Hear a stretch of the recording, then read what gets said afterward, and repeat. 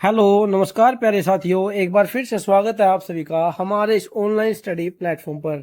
आज की क्लास में हम पढ़ने वाले हैं डीसी जनरेटर के बारे में, यानी कि दिष्ट धारा जनित्र डीसी जनरेटर के जो हमारी सेकंड क्लास रहने वाली है, यानी कि पार्ट 2 जो है आज हम पढ़ने वाले हैं। कल की क्लास में मैंने आपको बताया था कि डीसी जनरेटर कैसे कार्य करता है, इसके वर्किंग प्रोसीजर के बारे में बताया था, इसकी ईएमएफ इक्वेशन के बारे में बताया था, और डीसी जनरेटर को जो है किन भागों में बांटा गया है, कितने तरीकों से बांटा गया है, उसके बारे में कल हमने पढ़ा था। जैसे डीसी सेपरेट एक्साइटेड जनरेटर होता है, डीसी सीरीज जनरेटर होता है, डीसी शंट जनरेटर होता है, डीसी कंपाउंड जनरेटर होता है, और एक होता है सेपरेटली एक्साइटेड जनरेटर।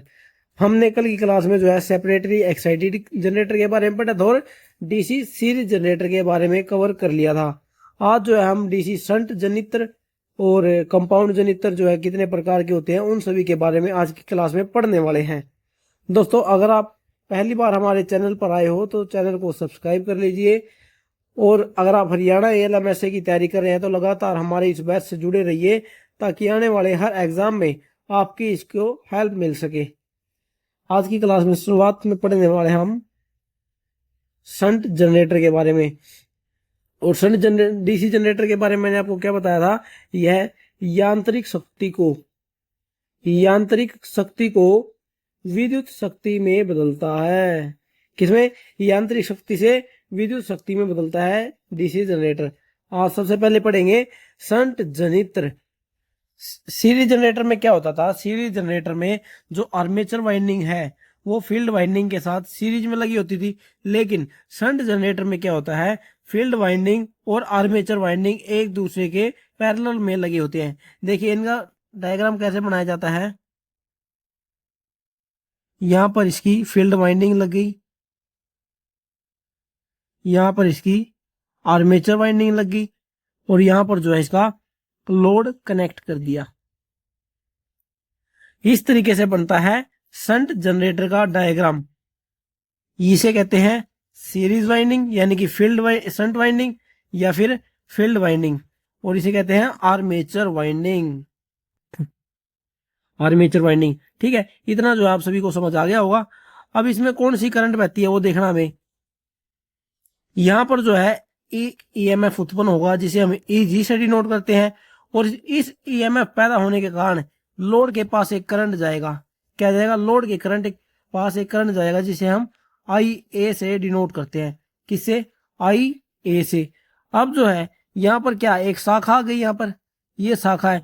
हमने केसीएल का लॉ पढ़ा है, किरचॉफ करंट लॉ, यानी कि एक पॉइंट पर आने वाली करंट जाने वाली करंट के बराबर होती है। यानी कि करंट यहाँ पर आएगी इस पॉइंट पर, और इस पॉइंट से जो है करंट दो भागों में बट जाती है। एक तो इधर चली जाती है और एक इधर चली जाती है। इधर जाने वाली करंट को हम कहते हैं आई एस एच, और इधर जाने वाली करंट को कहते हैं हम आई एल, यानी कि लोड के पास जो करंट जाएगी उसको हम आई एल कहते हैं।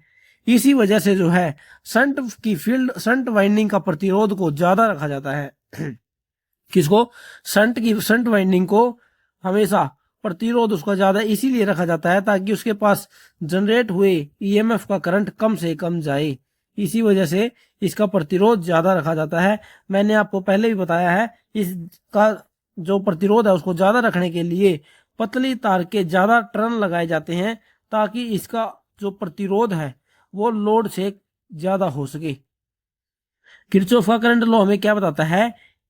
इस सर्किट को देखकर हम कह सकते हैं जो आई ए का मान होगा वो I S H plus I L के बराबर होगा। लेकिन कंडीशन क्या होती है, जो यहाँ पर शंट वाइंडिंग दी जाती है, शंट वाइंडिंग का प्रतिरोध ज्यादा होने के कारण यहाँ पर करंट नहीं जा पाती है। क्या? करंट नहीं जा पाती है, बिल्कुल कम करंट इसके अंदर जाती है। बाकी जो करंट है वो आई एल के पास चली जाती है, यानी कि लोड के पास करंट चला जाता है। इसी चीज को देखते हुए इसका जो रेजिस्टेंस है वो हाई रखा जाता है। इतना जो आप सभी को समझ आ गया होगा। अब जो इसमें ईएमएफ जनरेट हुआ है उसका मान कितना होगा? देखिए ईजी का मान होगा यहाँ पर वीएल। वीएल क्या होता है? लोड के पास आने वाली वोल्टेज। अब जो जनरेट ईएमएफ है वो लाइन वोल्टेज के उसके लोड वोल्टेज के बराबर हो जाती अगर इस आर्मेचर वाइंडिंग के अंदर कोई भी रेजिस्टेंस नहीं होता, यहाँ पर कोई भी करंट का लॉस नहीं होता। लेकिन क्या है, यहाँ पर कुछ ना कुछ रेजिस्टेंस है जिसके कारण यहाँ पर वोल्टेज ड्रॉप होगी। अब वो वोल्टेज ड्रॉप कैसे होगी, E G is equal to V L plus I A R A. यहाँ पर क्या है, जनरेटेड ईएमएफ का मान कितना होगा, line voltage load voltage plus I A into R A. यहाँ पर इसका मान ये बनेगा जो जनरेटेड ईएमएफ है।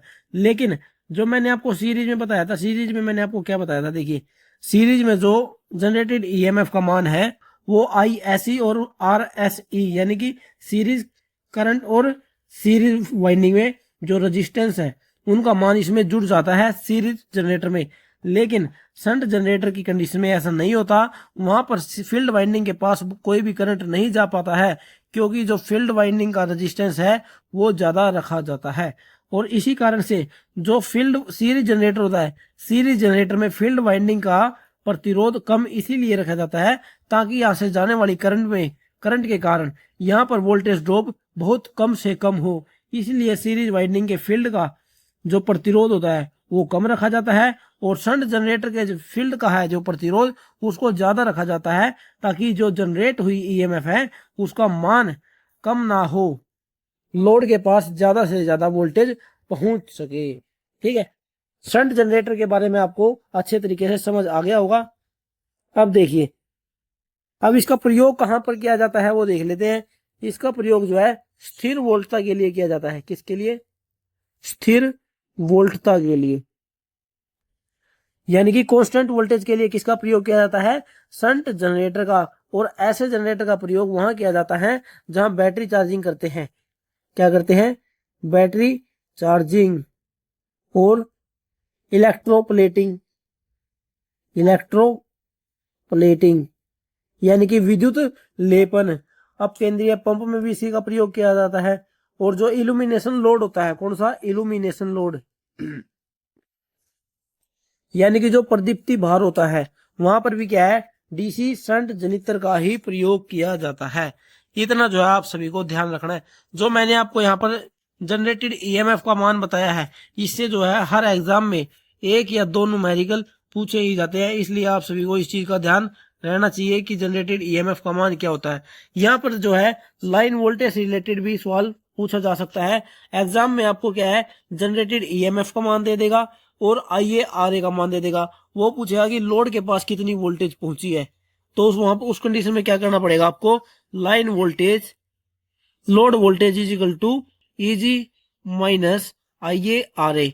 वहां पर आपको ये फॉर्मूला लगाना पड़ेगा, इसी से जो है ये फॉर्मूला बनता है। उम्मीद है आप सभी को शंट जनरेटर समझ आ गया होगा। अब आगे चलते हैं, आगे क्या पढ़ेंगे, आगे है कंपाउंड जनरेटर। मैंने जब आपको बताया था, जब इनका क्लासिफिकेशन किया था उसी टाइम मैंने आपको बताया था कि कंपाउंड जनरेटर क्या होता है। वो जनरेटर जिसमें शंट एवं सीरीज दोनों क्षेत्र आर्मेचर के साथ संयोजित रहते हैं। उनसे जिसमें शंट वाइंडिंग भी होती है और सीरीज वाइंडिंग भी होती है, उसी को हम कंपाउंड जनरेटर कहते हैं। और दोनों जो है आर्मेचर के साथ सीरीज में भी लगे होते हैं और शंट में भी लगे होते हैं। अब जो कंपाउंड जनरेटर होता है, कंपाउंड जनरेटर दो प्रकार का होता है, एक तो होता है शॉर्ट शंट, एक होता है लॉन्ग शंट कंपाउंड जनरेटर। दोनों में एक अंतर होता है। और चलिए सबसे पहले हम शॉर्ट शंट को ही पढ़ लेते हैं कि कैसे बनता है। सबसे पहले हम शॉर्ट शंट का जो डायग्राम है, सर्किट डायग्राम, वो कैसे बनता है वो बताते हैं। ये देखिए फील्ड वाइंडिंग जुड़ गई इसमें, जिसे हम सीरीज वाइंडिंग कहते हैं।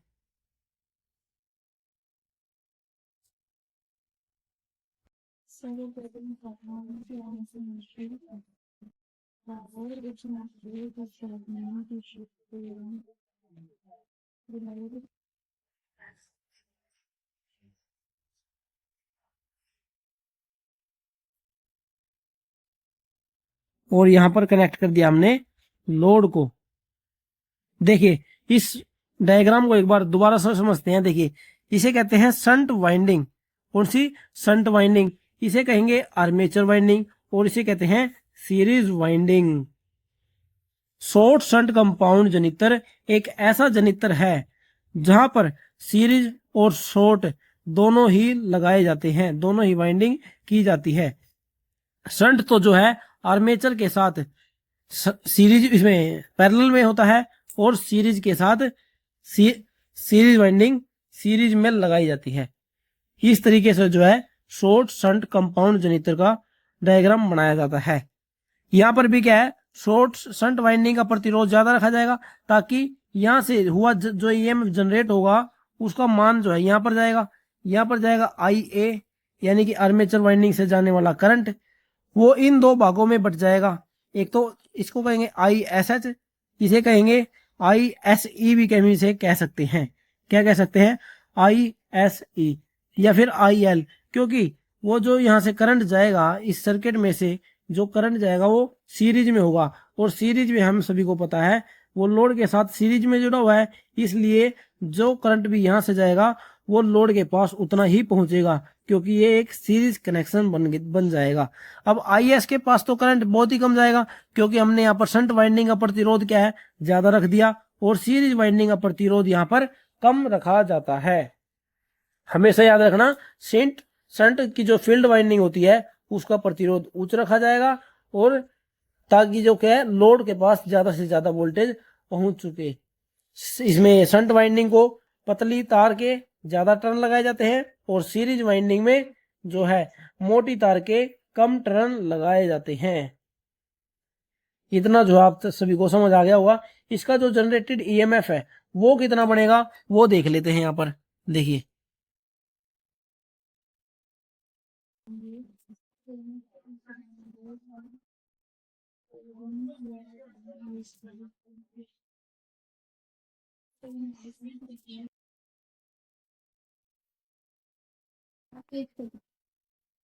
देखिए दोस्तों, यहाँ पर क्या बनेगा,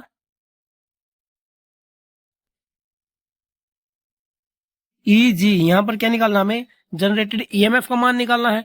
जनरेटेड ईएमएफ का मान कितना बनेगा, लोड वोल्टेज ये तो आएगा ही, प्लस में इसके साथ क्या जुड़ जाएगा जिसके कारण ये लॉस, इस सर्किट के लॉस इसके अंदर जुड़ जाएंगे। देखिए लॉस कौन कौन से होते हैं, एक तो जो इस आर्मेचर वाइंडिंग के अंदर जो लॉस हुआ है वोल्टेज का वो किसके कारण हुआ है, IA इंटू RA के कारण, यानी कि इस सर्किट के अंदर होने वाले रेजिस्टेंस के कारण इसके अंदर वोल्टेज ड्रॉप हो गया।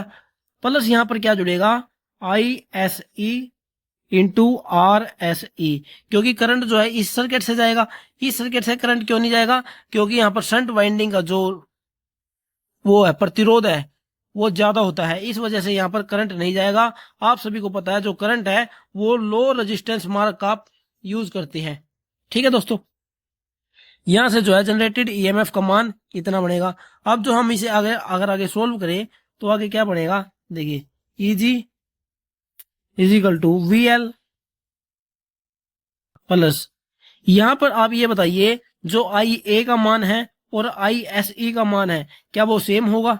देखिए यहां से जो करंट जाएगा वो करंट यहां पर आएगा, जो करंट यहां से जाएगा वही करंट इस सर्किट में आएगा, यानी कि IA का मान जो है, IA का मान ISE के बराबर होता है। ये बात आप सभी को हमेशा याद रखनी है। जो आर्मेचर के अंदर से जो करंट आएगा जो जनरेटेड ईएमएफ के कारण आया है उसका मान सीरीज वाइंडिंग से जाने वाले करंट के बराबर होगा, क्योंकि ये दोनों सीरीज में जुड़े होते हैं, ये दोनों वाइंडिंग आपस में सीरीज कनेक्शन में जुड़े होंगे करंट के मामले में। इसलिए यहां से जो है हम ISE और IA को एक मान सकते हैं और यहां से कॉमन ले लेंगे IA, अंदर क्या बचेगा RA प्लस RSE। यहां पर जो है जनरेटेड ईएमएफ का मान कितना बन गया, load voltage plus IA bracket में RA plus RSE। Short shunt compound generator के बारे में आप सभी को समझ आ गया हुआ, कोई ज्यादा मुश्किल बात नहीं है। अब जो है हमें समझ लेते हैं लॉन्ग शंट कंपाउंड जनरेटर कौन सा होता है। देखिए सबसे पहले इसका डायग्राम बनाते हैं।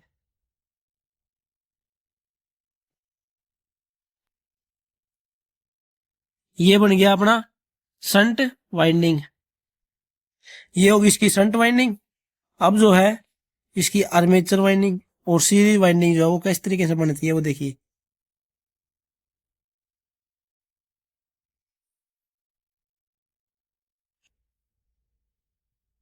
यहां पर कनेक्ट कर देखें हम लोड को। ये देखिए दोस्तों, इसका लॉन्ग शंट कंपाउंड जनरेटर का जो डायग्राम है वो इस तरीके से बनता है। जो इसमें फील्ड वाइंडिंग होती है, फील्ड की सीरीज वाइंडिंग, वो आर्मेचर के साथ प्रत्यक्ष रूप से सीरीज में जुड़ी होती है। किसके साथ? प्रत्यक्ष रूप से सीरीज के साथ जो है जुड़ी रहती है। ये होगी शंट वाइंडिंग अपनी, ये होगी सीरीज वाइंडिंग, फील्ड की बात हो रही है यहाँ पर, और ये होगी आर्मेचर वाइंडिंग। इतना आप सभी को समझ आ गया होगा। इसमें भी क्या है, यहाँ पर जनरेटेड ईएमएफ का मान आएगा, और यहां से जो ईजी का मान क्या लगेगा यहाँ पर, वो देखिए किसका मान? ईजी का मान, लोड वोल्टेज प्लस। अब आप ये बताइए, जो यहाँ पर करंट जनरेट होगा वो कुछ ना कुछ यहाँ पर वोल्टेज ड्रॉप होगा। क्यों? क्योंकि इस आर्मेचर के अंदर कुछ ना कुछ रेजिस्टेंस है। इतनी बार मैंने आपको बता दिया, बताने की जरूरत नहीं होनी चाहिए। जो है यहाँ पर कुछ ना कुछ वोल्टेज ड्रॉप होगा, जिसका मान होगा IARA। वोल्टेज ड्रॉप का आप सभी को पता है, V का मान होता है IR, ठीक है ना। अब जो है यहाँ पर क्या है, अगर करंट यहां से जाएगा तो इस सीरीज वाइंडिंग के अंदर से भी जाएगा। इस सीरीज वाइंडिंग का भी कुछ ना कुछ प्रतिरोध होगा, तो यहां से जो है ISE इंटू RSE। अब जो यहाँ पर जो करंट आएगा, कहां से?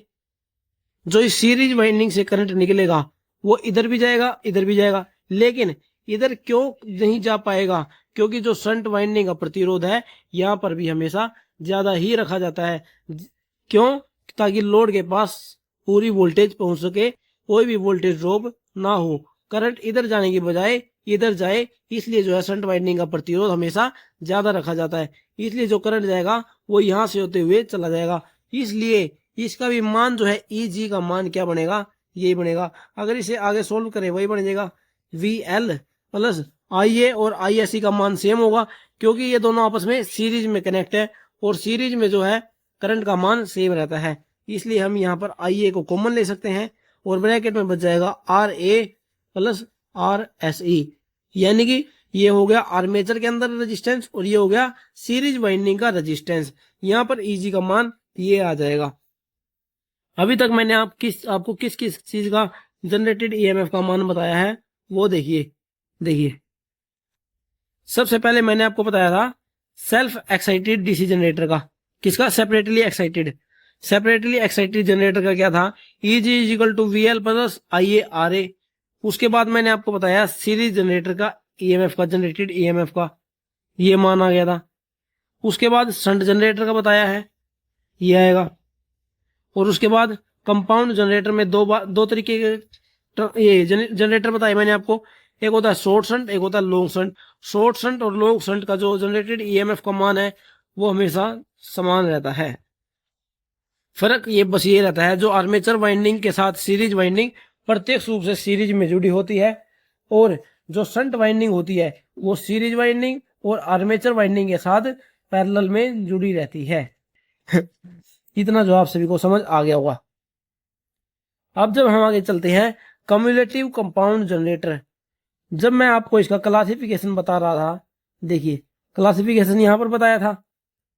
क्लासिफिकेशन के बाद मैंने आपको बताया था जो जनरेटर है वो दो प्रकार के होते हैं, एक सेल्फ एक्साइटेड होता है और एक सेपरेटली एक्साइटेड होता है। अब सेल्फ के बारे में क्या था, इसमें 3 प्रकार के बताए थे। अब जो कंपाउंड है वो 2 प्रकार का होता है, एक लॉन्ग शंट एक शॉर्ट शंट। इतना जो हम पढ़ चुके हैं। अब लॉन्ग शंट और शॉर्ट शंट भी 2 प्रकार के होते हैं, जिसे हम कहते हैं कम्युलेटिव। एक होता है कम्युलेटिव प्रकार का और एक होता है डिफरेंशियल प्रकार का। कौन सा? डिफरेंशियल प्रकार का। अब जो हमें यही पढ़ना है कम्युलेटिव क्या होता है और डिफरेंशियल क्या होता है। देखिए जो भी बताएंगा ये बहुत ही इंपॉर्टेंट रहने वाला है। देखिए कम्युलेटिव कंपाउंड जनरेटर ये किस आधार पर बांटा गया है? इसकी फील्ड वाइंडिंग के आधार पर बांटा गया है इनको। देखिए मान लीजिए ये कोई पोल हो गया,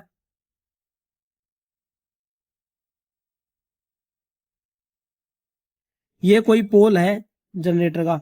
अब इस पोल के ऊपर आप सभी को पता है 2 वाइंडिंग होती है। कौन सी? एक तो सीरीज वाइंडिंग होती है और एक शंट वाइंडिंग होती है। ऐसा क्यों? देखिए अगर सीरीज जनरेटर होता तो सीरीज जनरेटर में केवल एक सीरीज वाइंडिंग का प्रयोग कर देते, और एक शंट जनरेटर होता तो केवल शंट जनरेटर का प्रयोग कर देते, शंट वाइंडिंग का प्रयोग कर देते। लेकिन यहाँ पर क्या है, यहाँ पर प्रयोग हो रहा है कंपाउंड जनरेटर, और कंपाउंड जनरेटर जो है वो दो प्रकार का होता है। उसमें जो है दोनों वाइंडिंग का प्रयोग किया जाता है। किसका? दोनों वाइंडिंग का प्रयोग किया जाता है, शंट वाइंडिंग का भी और सीरीज वाइंडिंग का भी। अब मान लेते हैं यहां पर हमने कर दी सीरीज वाइंडिंग, कौन सी? सीरीज वाइंडिंग, और इसके यहां इस एरिया में कर दी शंट वाइंडिंग। ये कौन सी होगी? सीरीज वाइंडिंग, और ये हो गई शंट वाइंडिंग। सीरीज वाइंडिंग और शंट वाइंडिंग। अब कम्युलेटिव कंपाउंड जनरेटर कौन ऐसा जनरेटर होता है जिसमें जो सीरीज वाइंडिंग द्वारा उत्पन्न किया गया फ्लक्स और शंट वाइंडिंग द्वारा उत्पन्न किया गया फ्लक्स आपस में एडिशन क्वालिटी का हो। किसका?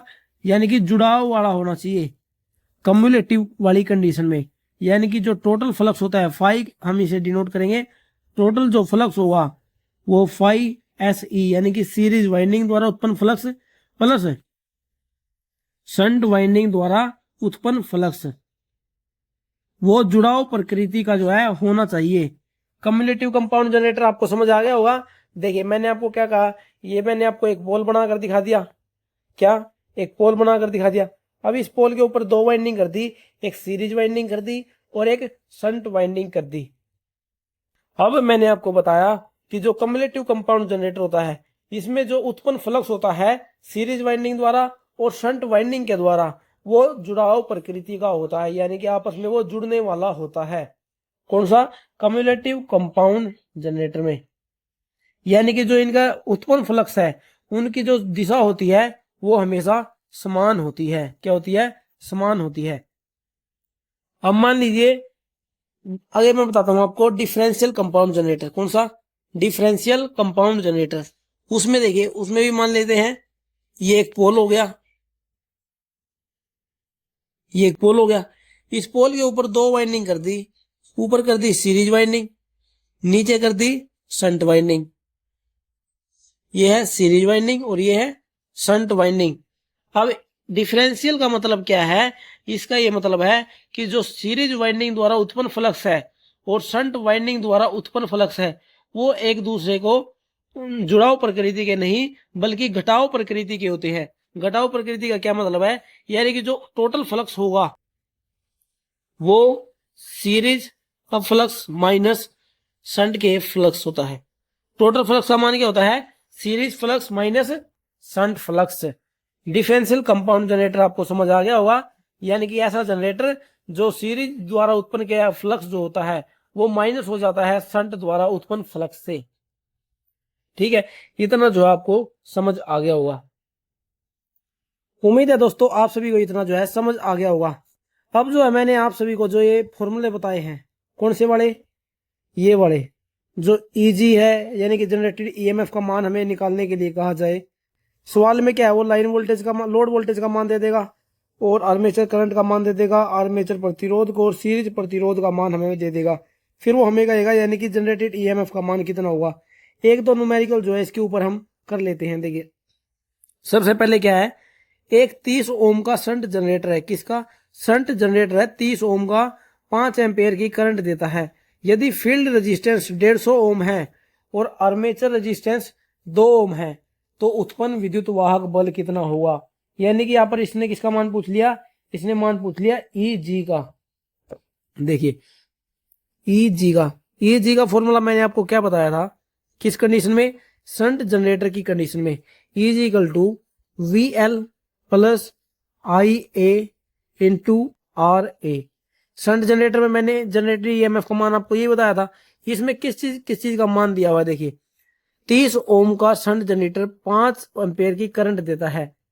करंट देता है का क्या मतलब है? देखिए यहां पर तो बन गई एक शंट वाइंडिंग, यहां पर बन गई आर्मेचर वाइंडिंग और यहां पर जो है लोड को कनेक्ट कर दिया गया। अब जो इसने हमें बताया 30 ओम का 5 एम्पेयर की करंट देता है, यानी कि ये लोड को इतनी प्रदान करता है। यानी कि वी एल का मान यहां से क्या बनेगा? वी एल का मान क्या होता है? I R. आई का मान कितना दिया 5 एम्पेयर, रेजिस्टेंस का मान 30 ओम, 5 दिए 15 यानी कि 150 ओम, 150 वोल्ट। क्या बन गया 150 वोल्टेज बन गया है, जो इसने वीएल का मान कितना आ गया यहाँ पर 150। ठीक है, तो इस फॉर्मूले में हम इसका मान रखेंगे तो कितना बनेगा ई जी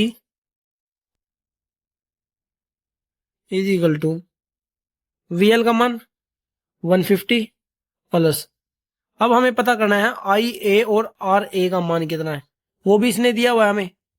फील्ड रेजिस्टेंस कितना दे दिया 150 ओम, फील्ड प्रतिरोध दे दिया इसने 150 ओम, यानी कि जो शंट वाइंडिंग है इसका रेजिस्टेंस है 150 ओम। और आर्मेचर रेजिस्टेंस कितना है, आर्मेचर रेजिस्टेंस है 2 ओम, आर्मेचर रेजिस्टेंस है 2 ओम, यानी कि यहां पर वोल्टेज ड्रॉप कितना होगा, करंट कितना आया यहां पर 5 एम्पेयर, 5 एम्पेयर तो करंट यहां पर आ गया, और यहां पर जो है दो भागों में बट गया, एक इधर गया और एक इधर गया। पहले तो यहां पर हम देख लेते हैं कि कितना वोल्टेज ड्रॉप हुआ। वोल्टेज ड्रॉप को किससे निकालेंगे, आई आर से। आई का मान कितना है 5 एम्पेयर और आर का मान रेजिस्टेंस का मान कितना है 2 ampere. V is equal to 5 दूनी 10, यानी कि यहाँ पर जो वोल्टेज ड्रॉप हुई है वो कितनी हुई है, वोल्टेज ड्रॉप हुई है यहाँ पर 10 वोल्ट। अगर यहाँ पर 10 वोल्ट वोल्टेज ड्रॉप होगी और सर्किट के पास जो है लोड के पास 150 वोल्ट पहुंच गया और यहाँ पर 10 वोल्टेज ड्रॉप हो गई, तो टोटल वोल्टेज कितनी बनेगी, यानी कि जनरेटेड वोल्टेज कितनी बनेगी, इस 150 में इस 10 को जोड़ दीजिए तो कितना बन जाएगा 160, इसलिए यहां से मान कितना आ जाएगा 160। अब जो एक्यूरेट जो जनरेटेड ईएमएफ का मान है वो 160 नहीं है, कौन सी जो एक्यूरेट होता है वो नहीं है, लेकिन 160 के पास जो भी सबसे नजदीक वाला ऑप्शन होगा वही आपका आंसर होगा। क्यों, क्योंकि जो ये शंट फील्ड वाइंडिंग है यहां पर भी कुछ ना कुछ वोल्टेज ड्रॉप होता है, कितना 1 या 2 वोल्ट का, 1 या 2 वोल्ट का वोल्टेज ड्रॉप होगा यहां पर भी। वो हम कैसे निकालेंगे यहाँ पर कितना वोल्टेज ड्रॉप होगा, देखिए V का फॉर्मूला होता है आई आर, V का फॉर्मूला क्या होता है आई आर। अब यहाँ पर वोल्टेज को निकालना है, वोल्टेज ड्रॉप का, आई का मान कितना दिया हुआ है 5 और रेजिस्टेंस दिया हुआ है 2, तो यहां से अगर हम वोल्टेज ड्रॉप का मान निकालेंगे V इज इक्वल टू आई का मान कितना होगा 5, आर का मान कितना है 200। अब जो करंट है ये देखिए, करंट यहां पर कितना जाएगा, पहले तो हमें करंट को निकालना पड़ेगा, यहां पर कितना जाएगा, I is equal to V upon R. V का मान कितना है जो यहां पर जनरेट हुआ है 160, रेजिस्टेंस कितना है 200, यानी कि यहां पर जो करंट जाएगा वो बहुत ही पॉइंटों में जाएगा, किसमें, पॉइंट के अंदर। अब अगर करंट के पॉइंटों के अंदर है तो वोल्टेज ड्रॉप कितना होगा, वो भी पॉइंटों के अंदर होगा। तो वही मैंने आपको बताया, इसमें 1 या 2 वोल्ट का वोल्टेज ड्रॉप होता है। ठीक है दोस्तों, इतना जो आप सभी को समझ आ गया होगा। ये न्यूमेरिकल था, बहुत ही आसान था, कुछ भी नहीं करना था, बस केवल विद्युत। वैसे इसकी जो कैलकुलेशन है वो लेंथी हो सकती है, लेकिन अगर आपको इस चीज का पता है, इस फॉर्मूले का पता है, तो बहुत ही आसान आपके लिए रहने वाला है। मैंने आपको ये थोड़ा लॉन्ग करके दिखा दिया, वैसे बिल्कुल आसान है। अब जो है अगला न्यूमेरिकल हमें क्या कहता है, एक लॉन्ग शंट कंपाउंड जनित्र है, वो 400 वोल्ट व 100 एम्पेयर की लोड करंट प्रदान करता है। इसका आर्मेचर सीरीज तथा शंट फील्ड का प्रतिरोध क्रमशः 0.1, 0.03 व 200 ओम है। जनित्र द्वारा जनित वोल्टेज की गणना करें, यानी कि इसमें भी EG का मान इसने पूछ लिया, और बात किसकी कर रहा है, लॉन्ग शंट कंपाउंड जनरेटर की, किसकी, लॉन्ग शंट की। अब लॉन्ग शंट का मैंने आप सभी को इसका डायग्राम बताया है, देखिए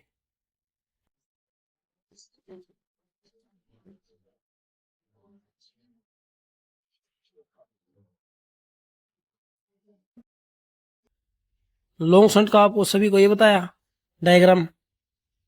अब जो है इसमें EG का मान क्या आप नहीं निकाल सकते, EG के मान के लिए आपको क्या क्या चाहिए है, VLCA प्लस IA RA का मान चाहिए प्लस ISE RSE का मान चाहिए।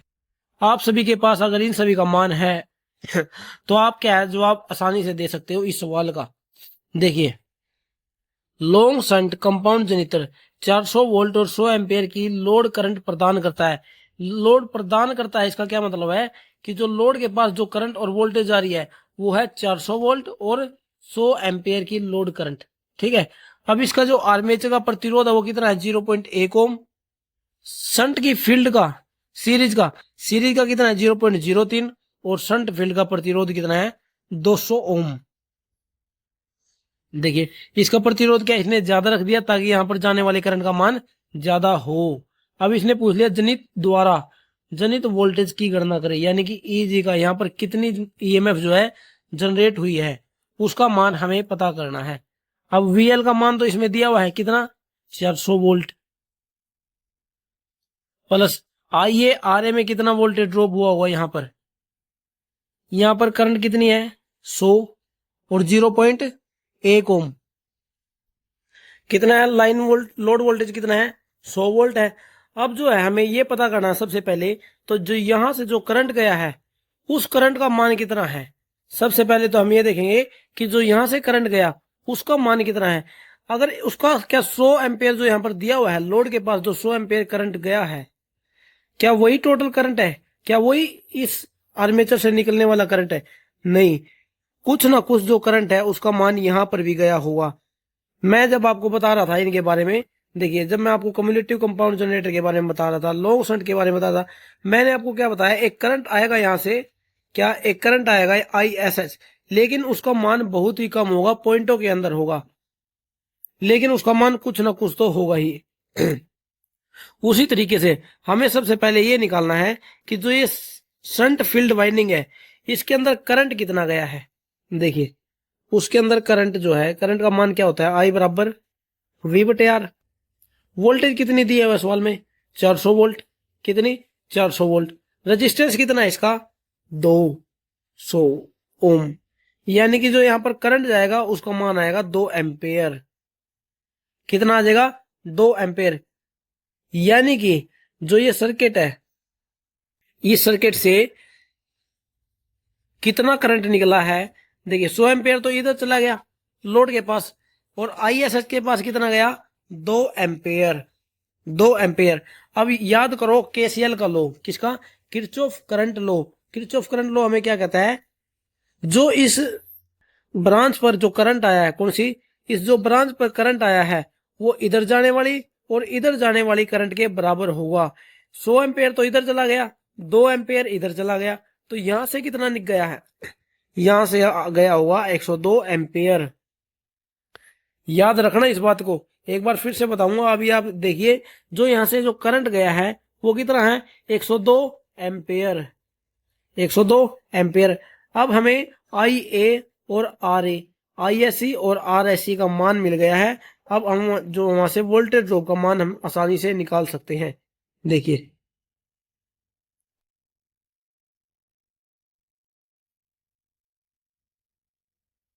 सबसे पहले निकालते हैं IA और RA का यानी कि आर्मेचर के अंदर होने वाली वोल्टेज ड्रॉप का कितना है 102 एम्पेयर और रेजिस्टेंस कितना है इसका आर्मेचर वाइंडिंग का 0.1 ओम कितना 0.1 ओम। अब यहां से कितना बन जाएगा 10.2 वोल्ट यानी कि जो ये आर्मेचर है आर्मेचर के अंदर 10.2 वोल्ट का आर्मेचर वोल्टेज ड्रॉप हुआ होगा। और इस जो सीरीज वाइंडिंग है सीरीज की फील्ड वाइंडिंग है उसका जो प्रतिरोध है 102 गुणा 0.03 है यानी कि यहां से 1.02 के समथिंग आएगा वोल्टेज ड्रॉप। कितना जो ये सीरीज फील्ड वाइंडिंग है इसका कितना वोल्टेज ड्रॉप हुआ होगा 1.02 के आसपास। अब यहां से जो है टोटल ईजी का मान हम आसानी से निकाल सकते हैं। वो कैसे देखिए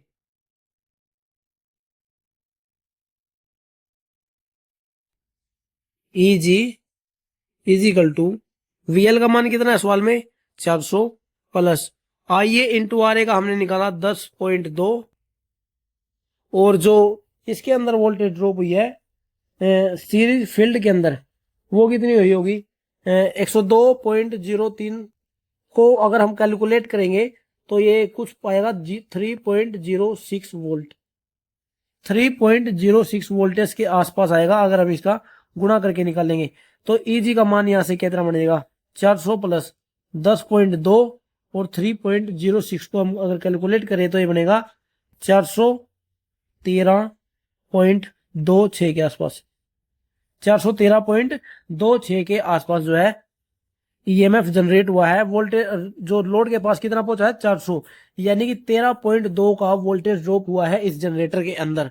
देखिए इस सवाल को जो आपको दोबारा एक बार बताता हूं।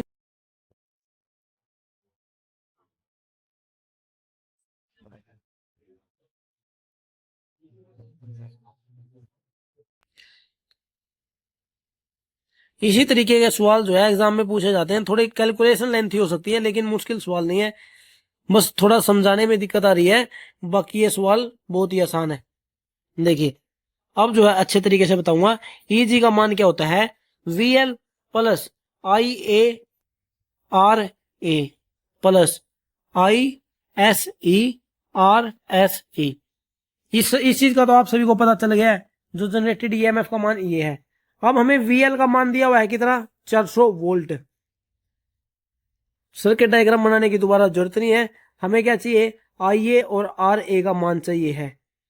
RA का तो मान दिया हुआ है 0.1, लेकिन IA का मान नहीं पता हमें, यानी कि जो आर्मेचर के द्वारा जो करंट जनरेट किया गया है उसके मान का हमें नहीं पता है। लेकिन उसके मान का हमें कैसे पता चल सकता है, देखिए जो टोटल तो हो गया 100 एम्पियर। एक बार इसका सर्किट डायग्राम बना ही देते हैं।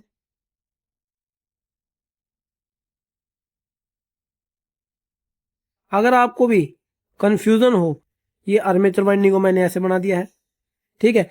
अगर आपको एग्जाम में कभी कोई कंफ्यूजन हो तो आप भी जो है सर्किट डायग्राम बना सकते हैं, जिससे आपको आसानी से पता चल जाएगा। देखिए यहाँ पर 100 एम्पियर का करंट आया, कितने का, 100 एम्पियर का करंट।